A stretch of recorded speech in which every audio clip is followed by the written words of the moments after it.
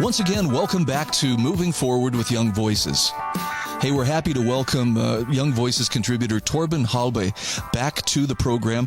Torbin, it hasn't been so long since we've had you on, but for those who are meeting you for the first time, tell us just a little bit about yourself. Sure. Thanks, Brian. I'm glad to be here again. Well, first of all, I am a biologist by education. And in my master's degree, I was specialized in neuroscience, which is why I have been following the AI development to some degree.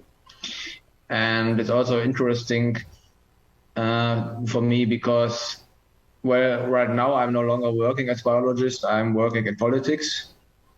I'm part of a libertarian think tank in Berlin, Germany. And so, of course, I've been, following that AI development surrounding ChatGPT, both as a scientist of sort, or ex-scientist maybe, and as well a politically active person. You know, a few weeks ago, a friend sent me a YouTube video of a reporter talking about AI, and in particular, how AI was going to change everything. And I'll admit, I watched the video and I thought, okay, he's saying this is going to be a very, very big deal. But I have to say, in a very short time, suddenly GPT has come on the scene, and I am seeing people referring to it and instances of them showing screenshots of their interactions everywhere. So apparently it is a pretty big deal. For those who are not familiar with ChatGPT, what are the basics that could help a person understand what it is and what it does? Well, ChatGPT is basically a chatbot, which means an automatic generator of language. And well, chatbots have been around for, quite a few years by now, but they used to be very primitive, and it was very easy to tell that, it's not a human being that you are chatting with. But with recent progress in AI development, ChatGPT is able to, write very human-like texts and also follow your instructions quite well. So not only can you ask it some questions and will get a reply, similar to a search engine, like you can also ask Google and then you will get some websites. But if you ask ChatGPT, you will get basically a little essay regarding your question. But you could also ask it to write code. And you can also give it more elaborate instructions, like, I don't know, maybe categorize a text according to something, stuff like that. You know, I have a good friend who does a lot of online marketing, and he said that this will actually make his job much easier when it comes to generating scripts. He says it will save him so much time. So there's a very good side of that. However, there's also a risk that comes along with this when it comes to political use. Talk to me about some of the risks that are posed by AI and specifically ChatGPT. Sure. Well, as you said, language is, on the one hand, is an important tool for marketing, for all kinds of very useful things. And this is why I think ChatGPT and similar AI will be the next big deal, basically. It can, to a degree, automate jobs which were not possible to automate before, especially the more boring, repetitive aspects of generating language. And this will be like the next industrial revolution, so to speak. Only this time you don't automatize the production of some goods like textiles or steel or something. You're automatizing the production of language.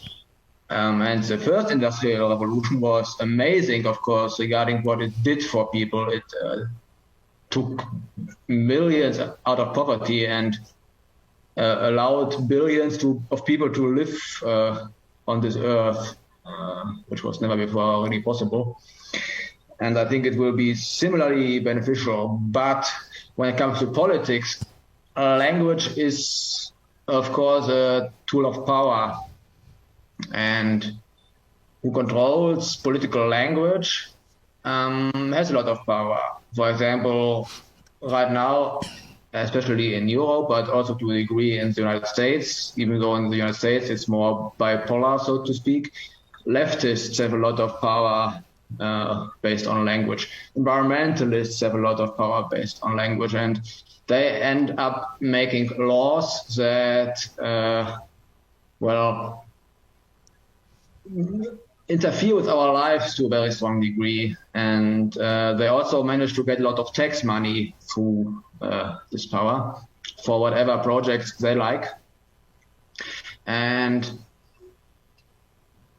even as people, they are quite good at using language, manipulating language, mass producing propaganda, stuff like that. If they had the support of artificial intelligence, they could scale that, and not just a bit, they could scale that by orders of magnitude. One of the things you point out in your article that rang very true to me is so much of the online political discussion really isn't drawing on fresh ideas. And actually, you point out AI isn't generating new ideas of its own so much as it's drawing on previous political debates. So if we've been arguing in an echo chamber, is the AI pretty much going to argue from that same echo chamber? Yes, I think to a large degree, yes. It's maybe a bit of a philosophical question to define what creativity means. And I think the only creativity that AI might be capable of is if something is already kind of hidden in the data, just no human being has drawn that conclusion so far. And then, of course, by chance, AI might discover it. But what AI certainly cannot do is introduce new information from real life into the debate, unless someone else has said it before, because AI does not live. It just, unlike people have their life and then they translate basically what happens in their lives into language. And this is an important source of new ideas. AI certainly does not have so far. So talk to me about how AI and specifically ChatGPT might actually be a very valuable tool for instance, protecting human rights and limiting the power of government. Yes, well, you mentioned those echo chambers, and as I said earlier, so far, especially the left is very good with propaganda, and with using those echo chambers. So that, in fact, as I write in my text, it's almost as if we had chatbots already, as if we were already not talking to other people, but to chatbots, because they anyway always repeat what they have said in the past. For example, debates about, climate change or public transport, or, both of us, we know, if we post a certain thing on Twitter, we can almost imagine what the other political side would reply. We don't even have to do it. So, but in that sense, it will not make a big difference in the political landscape. Instead, I think it can be like an equalizer of sort, because if we as classical liberals, or maybe in the United States, the conservatives, which are more classical liberals than European conservatives in general, continental European, then we could, even the odds, we could also mass produce our bias, our language, and we could also flood the social media with it. And the important challenge is to not use that to also get more tax money, to also make more laws that annoy people, but to use it to protect constitutional liberties, to protect property, to protect free speech. and all that sort of all that stuff by basically doing propaganda in favor of it through AI. So rather than seeking to ban it, we should learn to work with it and actually use it to our favor in terms of promoting those ideas associated with personal freedom and limited government. Torben, where can people follow you? Where's the best place for them to follow your writing and to follow you on social media? Sure. You can follow me on Twitter. Basically use my name, Torbin Halbe. And I'm also a member of the Berlin think tank Ego Institute, which you can find online. I think it's ego-institute.org. Very good. It's wonderful to talk with you again. I hope we get a chance to visit soon. Sure. See you and have a nice day.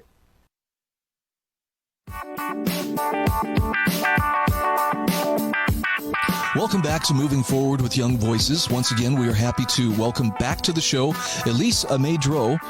She's a familiar voice for those who have tuned in before, but Elise, for those who are meeting you for the very first time, tell us just a little bit about yourself. Hi, everyone. My name is Elise Amez-Droz. I work in healthcare policy in Washington, D.C., and I've been doing this for the past almost 5 years now. I'm really excited to chat today about single-payer systems. Yeah, I read your article that was published in Reason, and first of all, that's a very thorough article, but I had no idea how badly across the globe government healthcare systems are failing us.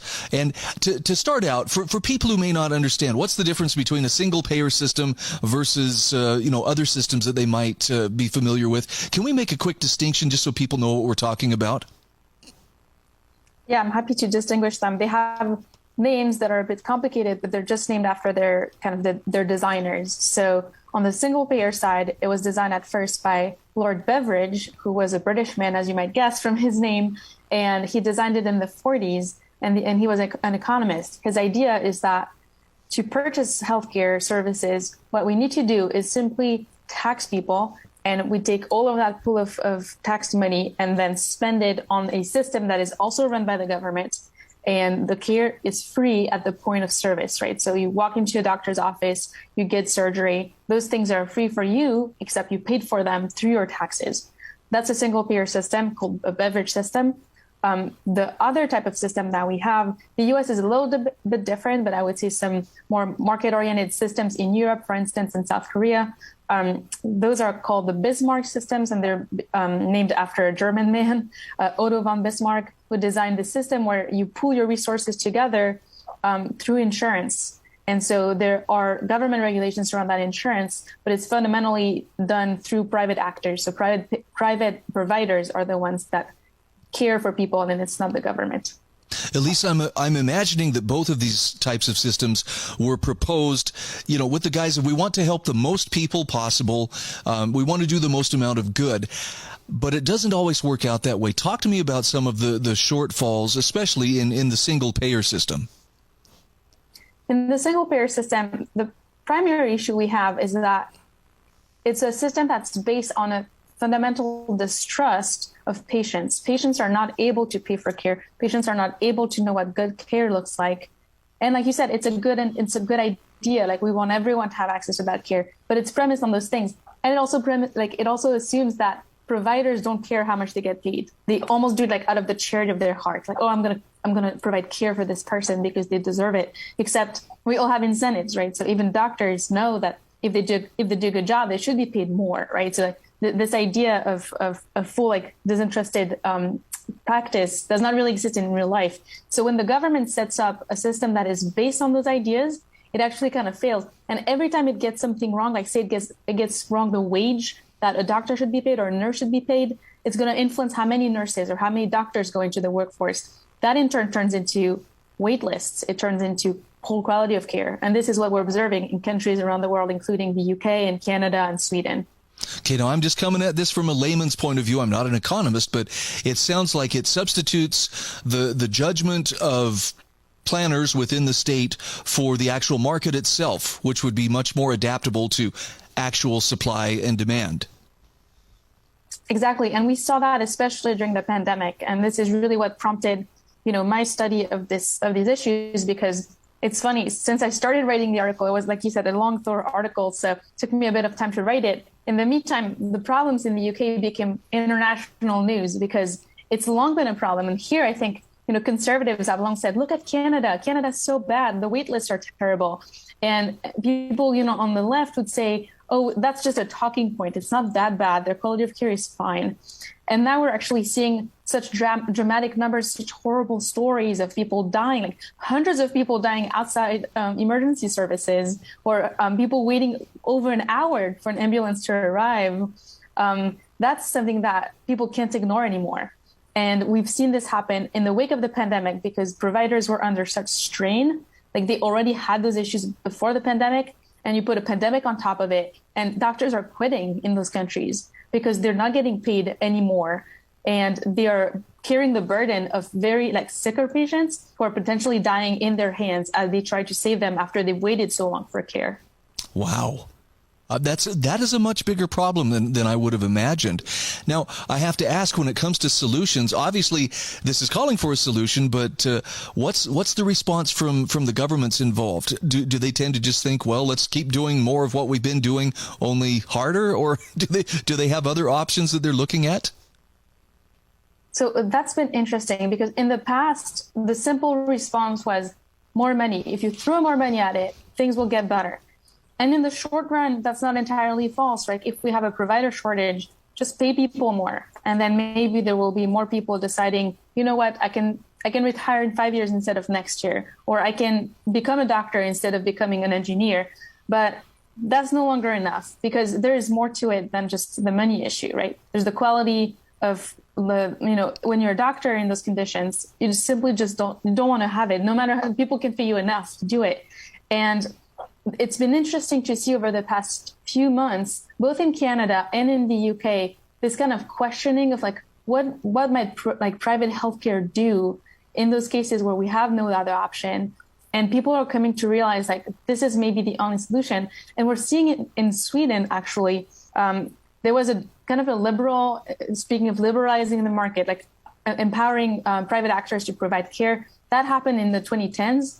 And it's actually led to a lot of providers going private and deciding to, they can accept government payment. So it's led to a spike in cost. It's not too dissimilar to the US, where there's lots of private actors, but a lot of federal money that goes to them. It's really not ideal. But we're seeing that, when it comes to waiting for care, people will do anything. They'll spend any money they can find on a private provider if that's what it takes for them to access good care. So I'm just curious. I know that in the United States, it seems like there has been a pretty long-term flirtation with going towards single-payer health care. What do you see happening there? Is that gaining traction, or is that something that, in light of what's happened in some of these other nations, is taking a step back? I think that there's a real change of perspective right now. And I'm seeing this actually in mainstream outlets, like mainstream political outlets and healthcare-focused outlets that are usually very progressive, very much in favor of what people will call Medicare for all, who are questioning this model now that they're seeing those real numbers and real casualties in other countries. I think the tide is turning a little bit. We do have the issue that, Medicaid is kind of substituting for this. People are starting to almost attempt a Medicaid for all, at least for as many people on the lower end of the income brackets, to be put on Medicaid. And that's actually kind of a replacement for, I think, what was Medicare for all in the past few years, and not a good one, in my opinion, given the same problems we have in Medicaid as we do in those other countries because of a single payer kind of model. But there is the conversation is shifting definitely in the US away from this single payer system idea. Now, I have to ask about this only because I've seen the memes and various comments on Twitter about Canada's healthcare system, and apparently, if I'm reading this correctly, in response to the high costs of end-of-life care, Canada has more or less embraced, hey, we can help you with, assisted suicide or basically, euthanasia if that's your choice. Is that being mischaracterized, or is that legit? No, in fact, I was trying to write about this for this article, and my editor pushed back and said, are you sure that they're doing this to attempt to save money or to make up for the fact that care is not available? And I dug into it. It didn't take me long. The Canadian Medical Association, so the equivalent of the American Association here, came out with a study showing that physician-assisted suicide would save $136 billion a year to Canadian taxpayers. So it's a financial boon, and they are painting it in such cool terms. Like these are lives, these are patients who are desperate, who need care, and the best this government can offer them is suicide. We definitely don't want to go that route, and I think lots of Americans are terrified by that.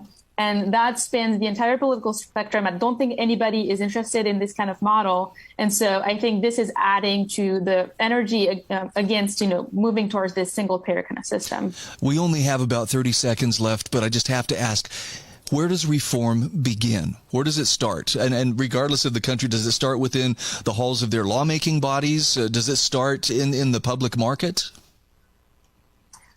I cannot speak to those other countries because they are so restrained by the way their system is set up. They will need to start somewhere with their laws.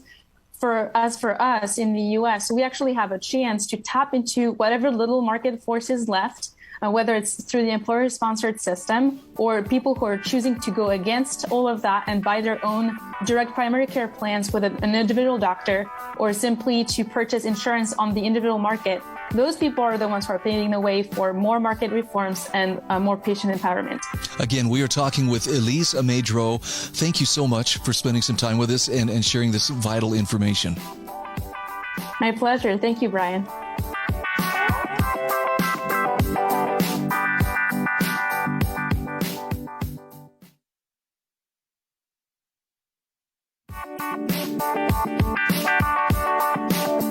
Welcome back to Moving Forward with Young Voices.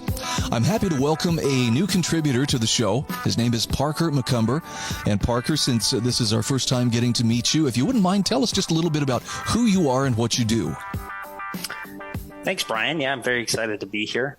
I am an entrepreneur and a military veteran. I joined the Army straight out of high school and have over 11 years in combat arms roles with the Army. I also am the owner of Old Glory Flagpole and Service First products. So very patriotic at heart. Well, it sounds like it. And actually, having read your article in the American Conservative about cracking down on gun owners, I'm like, yeah, I want to be on this guy's team. I love your point of view. Let's talk a little bit about this recent ATF rule change that has the potential to make criminals out of millions of law-abiding gun owners. Definitely, Brian. I appreciate that feedback.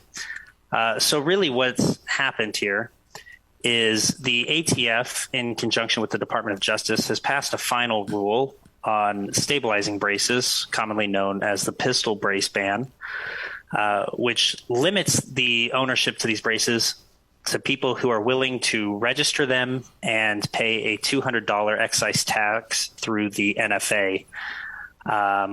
Essentially, they are restricting ownership of these braces to people who have the financial means to maybe have a few extra $100 to throw at an excise tax. And they're really trying to just, I guess, punish firearm owners who they feel are getting away without paying a tax right now. Well, the power to tax is the power to destroy, or so I've heard, and it sounds like that could certainly be the case here. To help people understand what these braces are, why do gun owners opt to put these on their rifles or pistols, I should say? Sure. So the stabilizing brace, or the pistol brace, was originally designed to help disabled veterans, or specifically one-handed shooters, be able to safely and effectively operate a firearm with their one hand. And a lot of shooters kind of were drawn to this design because it allowed you to, again, operate a firearm single-handedly with a lot more ease. So even individuals that aren't disabled and have two functioning arms and hands enjoyed the ease of use that accompanied those braces. Okay, and now it didn't change the function of the firearm, right? It was still exactly the same firearm as before, albeit it had a brace instead of a stock. And my understanding is under the NFA, for it to actually have a stock, it would have to be registered as a short-barreled rifle, and that would require the purchase of the tax stamp and that registration. So what was the justification for this rule change by the ATF in the first place? So you're absolutely correct. The brace is an attachment, goes on the rear in lieu of a stock. And the reason for the ATF's press of this, or at least in the documents that they've published on the subject, they are trying to recognize these pistol braces or stabilizing braces as butt stocks because of the additional surface area that they provide the rear of a firearm. So they're claiming that surface area makes them a short-barreled rifle, which is something that's kind of unprecedented, but they've been discussing for years at this point. Interesting. I mean, now I have to ask, is a short-barreled rifle more dangerous than one with a standard length barrel? So, in my opinion, absolutely not. There's actually some arguments that I think are overlooked often as to why a short-barreled rifle is less lethal or less dangerous, particularly regarding muzzle velocity and the ability for the round. Obviously, as a firearm is shot, the bullet leaving that muzzle is building up velocity through the combustion that's happening behind it. And the pressure that it builds in the barrel as it exits the firearm. And with a short-barreled rifle, you're not able to build up the same amount of pressure, so you're actually shooting a slower-moving bullet. But it's not changing, like you said, the function of the rifle. It's not changing the capacity of the magazine. It's not changing the rate of fire at which it can shoot. It is strictly a pistol brace is strictly an accessory that allows a one-handed or disabled shooter to be able to fire effectively. Well, it sounds like there's a trap that was set here for those who choose to use those pistol braces. And please correct me if I'm mistaken on this, but my understanding was as this rule was being debated, the ATF was saying, well, here's what we'd like you to do is, at one point did they say, we'll waive the $200 tax if you just go ahead and register it like it was an NFA item? Did I hear that correctly? Correct. So what's currently been put out is that anyone who registers these pistol brace equipped firearms prior to, I believe, March 31st, they will waive the $200 registration fee or the tax stamp that comes with it. So all you have to do is register it, and they'll grandfather you in, essentially. Okay. Almost like a trap to register you into your firearms. Well, and look at what happens, though. If you don't register it, though, but I mean, ostensibly, I guess, now they have justification to come after these gun owners with millions of people utilizing these stabilizers or pistol braces.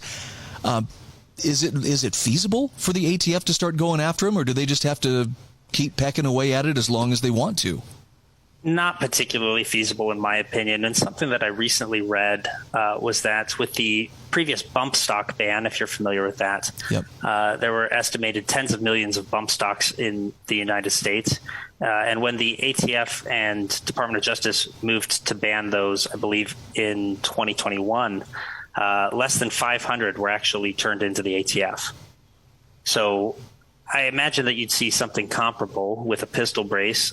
If they're not registered, the ATF really is going to have a hard time enforcing the law if it's upheld and not overturned, just because there's tens of millions of gun owners who are going to have these braces, and there's no incentive to turn them in other than to avoid criminal penalties and fines. Now, there's a certain part of my heart that stirs at the thought of people being non-compliant with what I would consider unreasonable regulations. And there's also a very deep concern about since when does the ATF, since when do their rules carry the weight of law? That seems like a loophole that needs to be closed. Well, it's absolutely a loophole, and something that's actually pending multiple lawsuits right now. I believe at this time there's 26 states who have joined a lawsuit against the ATF, specifically for the use of administrative fiat to in essence, create a law while circumventing Congress. The ATF was never designed to have legislative authority or to create these rules in and of themselves, and they're kind of usurping the authority and the ability to do that. So that's actually a very large pending lawsuit right now. And where will those lawsuits take place? Will they take place in federal district courts? Correct. Okay. Do you have a sense of how likely it is that they will be heard, for that matter? So I definitely think that there's a good chance that they will be heard. And I kind of specifically point back to the bump stock ban that we previously saw over the last couple of years. That was recently overturned by a federal district judge. And so I expect that kind of set a precedence that it recognized the ATF was not permitted to use administrative fiat and that they had overstepped their bounds. I would expect to see that same ruling for the pistol brace or the stabilizing brace ban. Well, it's good to know that there are still states that are willing to stand up and interpose themselves, if necessary, between the federal government and their citizens. But very concerning that, with just the implementation of a rule, literally millions of people could overnight become criminals through no criminal action or intent of their own. Correct. And the really important thing to recognize with that statement is that these accessories were all legally purchased. They were not illegal when they were bought. And many gun shops and manufacturers kept these accessories on firearms to be sold commercially because there was no regulation on it before. So you're in essence taking law-abiding citizens who legally purchased firearms, who went through their background checks, and criminalizing them for an accessory that doesn't influence the firing process of the weapon. Yeah, that does not pass the sniff test. Never mind the whole shall not be infringed part of the Second Amendment. That's supposed to be off limits to government. Well, I appreciate your work in writing this article for the American Conservative, and I'm going to ask you, if you don't mind, Parker, tell us, where can people follow your work? Where are you published, and where can they find you on social media? Absolutely. So most recently, like you said, I was published in the American Conservative. People can find me on Twitter at Parker_McCumber. Okay. And could you spell your last name just for those who are grabbing a pencil and paper? Definitely. Thank you. It's MCCUMBER. Very good. Parker, great to visit with you. I appreciate the fact that, first of all, you're a Young Voices contributor, but I also appreciate that you are speaking out on important subjects like this one. I hope we get a chance to talk again soon. Hey, thank you so much, Brian. I really appreciated it.